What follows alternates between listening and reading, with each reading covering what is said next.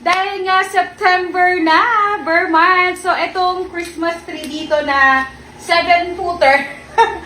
Samahan nyo kaming i-decorate yan. Kasi dumating na yung mga pang-decorations namin. So, it's time na para bigyan na ng buhay ang aming white Christmas tree. Sabi mo, yay! Yay! Isang araw pa na-deliver itong Christmas light. Sana gumagana talaga siya.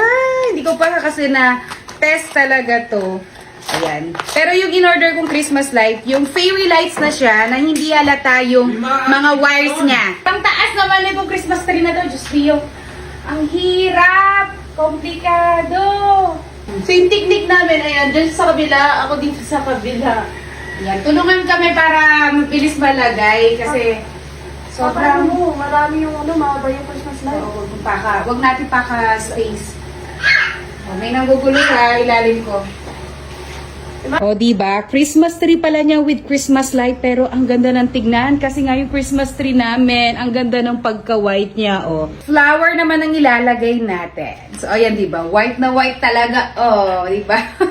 Parang di napansin, no? And next naman itong snowflakes. Yan si Jenny struggles real. Binubuhol niya ng tali yung mga, snowflakes na yan, no?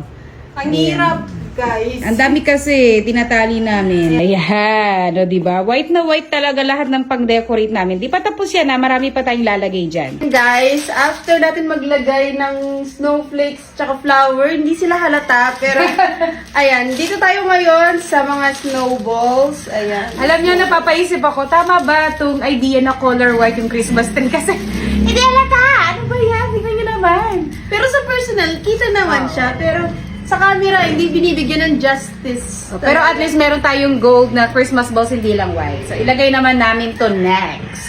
Madaming mga balls, decoration. Pagdating dito sa likod, kalbo! Ano Laging ba kalbo! naman? Dito siya lagi nakafocus. Sabi ko sa kanya doon. Kanina ko pa siya sinasabihan. Wala pala dito. Kaloka. So, ayan, lalagyan ko yung sa kabila.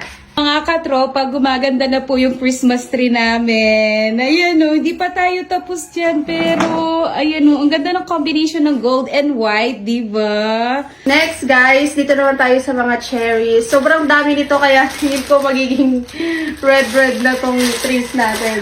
So, ayan, itutusok sa natin yan ng pagganyan sa mga dahon na. Ay, ang ganda! Ang ganda! Maganda siya!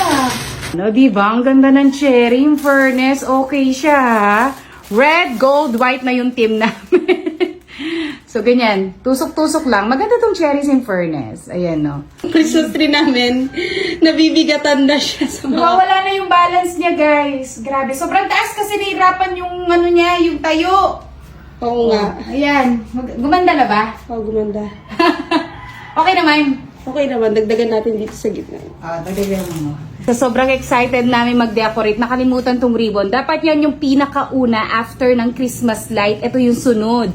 Nakalimutan. Dami na pa mong design, no? Mas lalo siyang gumanda nung nalagyan siya ng mga ganito, yung ribbon na white. Buti na lang nahabol namin bago ma-final yung mga designs. Ganda, It's so nice. Finally, natapos na yung Christmas tree namin. Tingnan nyo naman. Kumikinang yung mukha ko, pati itong mga kamay ko. Ayan na yung tigapitas. No! Halaka! Yan na yung tigapitas ng Christmas tree namin. OMG, Madi! Hindi po ano yan, sharing totoo. Naku, ito na yung struggle natin kapag may tadla. Madi! Gusto niya yung color red. O, papabi yung Christmas tree natin. Ang laka. O, diba? Pinakaganda-ganda pa namin yung Christmas tree. Tapos ganyan lang mangyayari. Magiging playground lang ni Baby Madi. Kaloka. Ito na po ang aming finished product.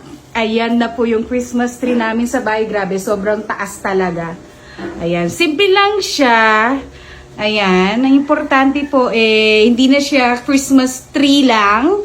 Meron na siya mga ornaments. Comment kayo kung ano pa yung kulang sa Christmas tree natin, ha? Babasain ko po yan para mas lalong gumanda yung ating Christmas tree. So, ayun lang. Bye-bye!